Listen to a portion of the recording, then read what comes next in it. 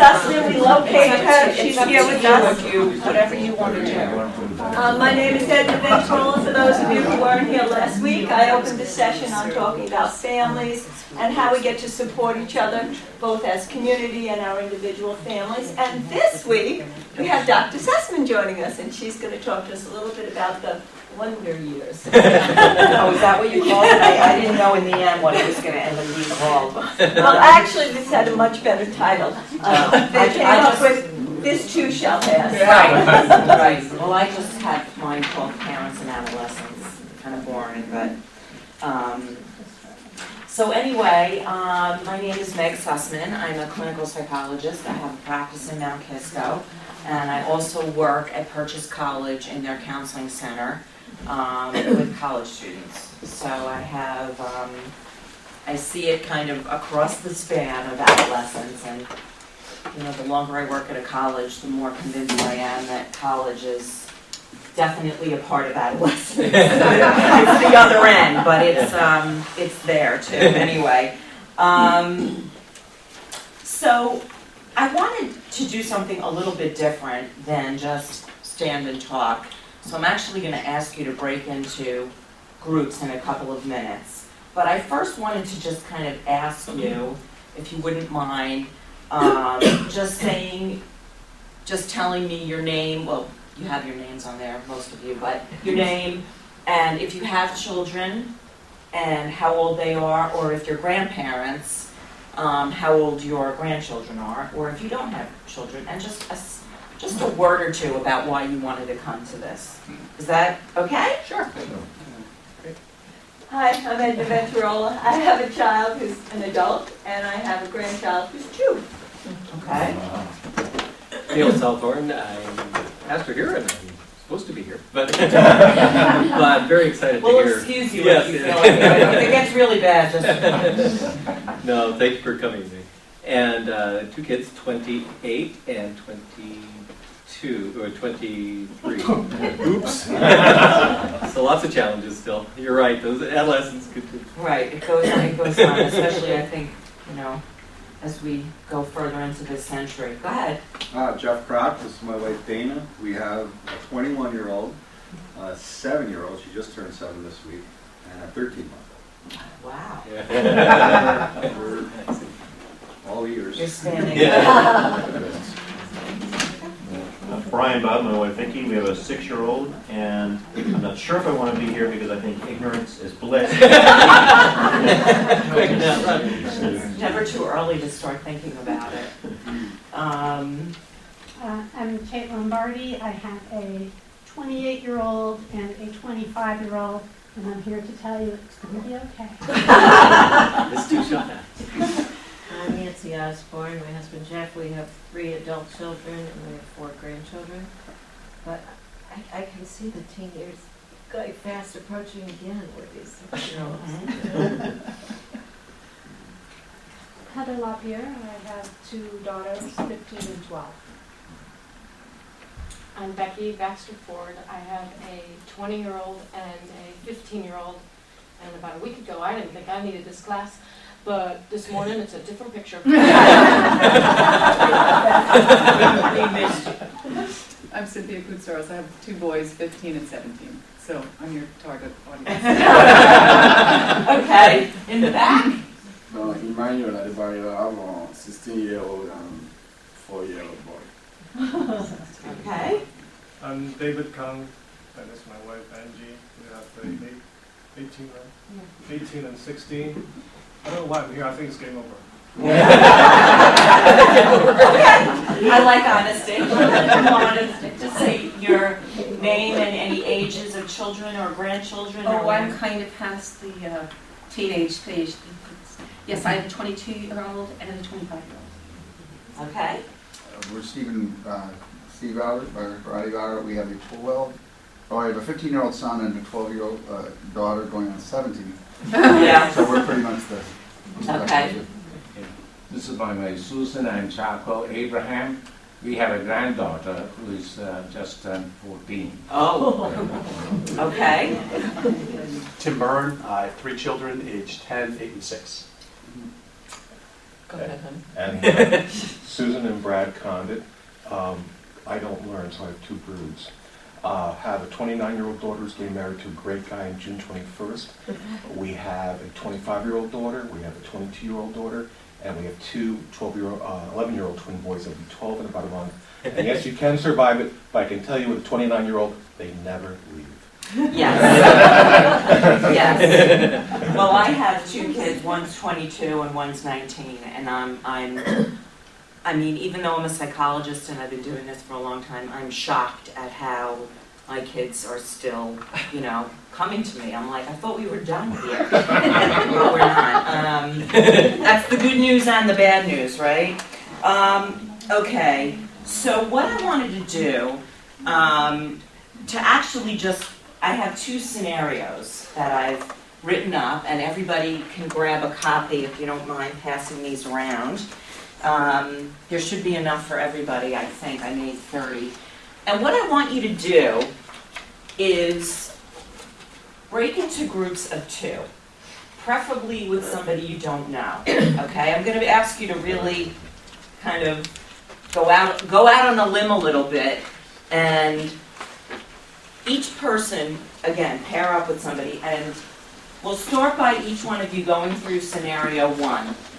Now, there's detail. There are 2 scenarios that you might have with an adolescent, okay?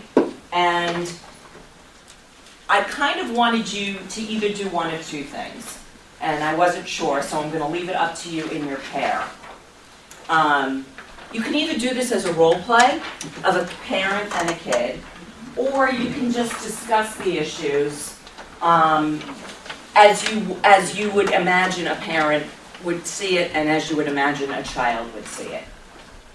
Now, for the grandparents in the room, if you want to change it up and make it like you're the grandparent and you're talking to your kid about how to handle their kid, or if you'd rather do it as 2 parents, it's really just to get a conversation going about how you handle these issues with teenagers. So again, if you don't mind each kind of getting up, finding somebody, turning, and if you don't mind,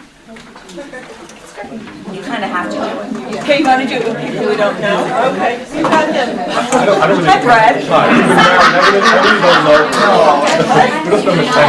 Did we have enough together? Yeah, I'm pretty sure. Okay. Does everybody have a copy? Okay. Okay. I don't actually have a copy. Oh, I definitely do. Okay. So you're going to try to find someone you don't know well. Okay, so we have a 17-year-old. Okay? And let me just say that I couldn't include all the details. And it's and so fill it in as you want. Okay? If you feel like, for example, in scenario 1, let me just before you get started, I apologize. In scenario 1, you'll see that it's about a kid who's drinking. And I said that the kid smelled a vomit and kind of passes out when they get home, but I meant to take that out. This isn't going to be, I don't want this to be like where you would feel like you had to bring your kid to the hospital. It's not that kind of a scenario where you're worried for their physical safety. They kind of fall asleep in the car and then they pass out in bed, but you know they vomited, but you can tell that it's not a safety issue. You're doing scenario 1, let's call it for maybe 10 minutes, and if you need to do a group of 3, because we have an odd number, go for it. Do you want to come join us? Or next letter, like. Do you need a partner? They would partner.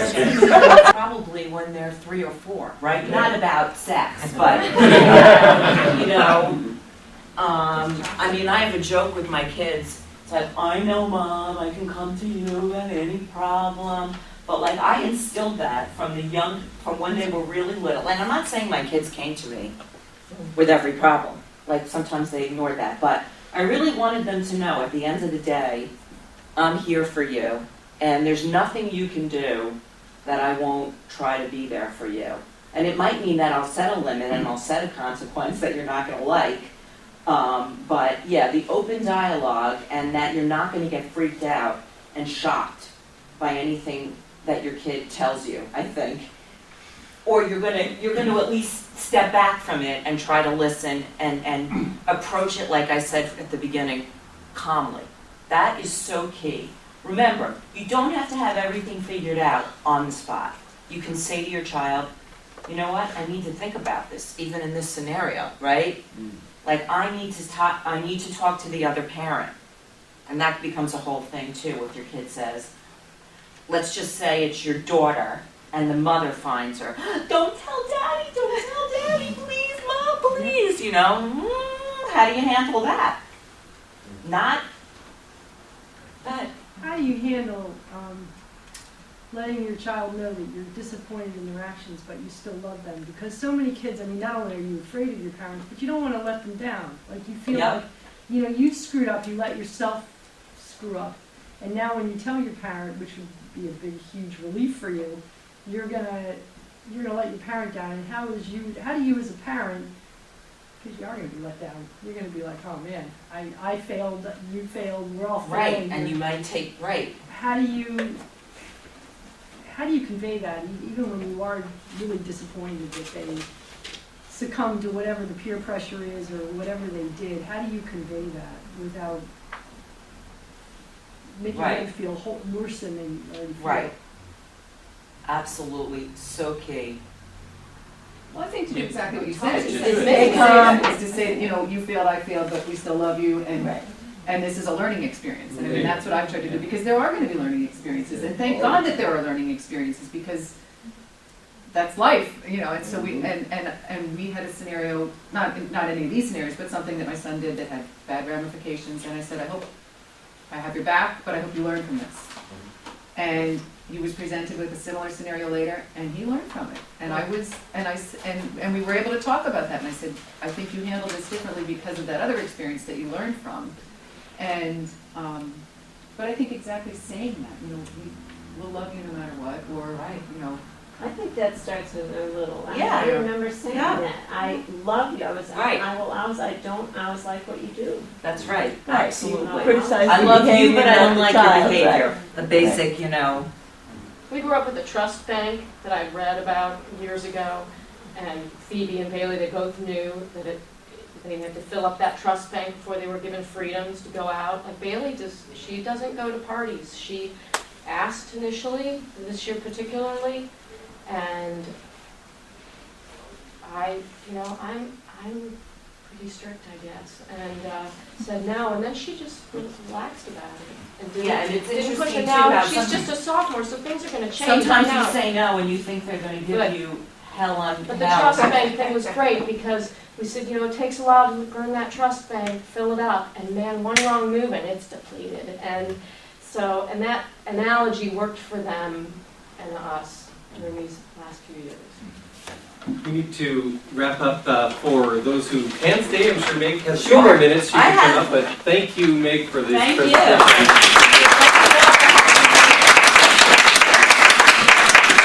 If I could get the last word in, sort of, as pastor, I'm sitting here kind of thinking about